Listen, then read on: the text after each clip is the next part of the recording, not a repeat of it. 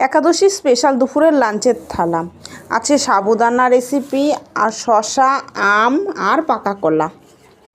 আজকে একাদশী, তাই প্রথমেই আছে সাবুদানা রান্না, পরে আছে এই যে শসাটা হচ্ছে ঠান্ডা, আর শসাটা খাওয়া কিন্তু খুব ভালো। আর একাদশীতে শসা এটা ভালো হজমও হয়, কিন্তু শসাটা এই যে দানা হয়ে গেছে এখানে।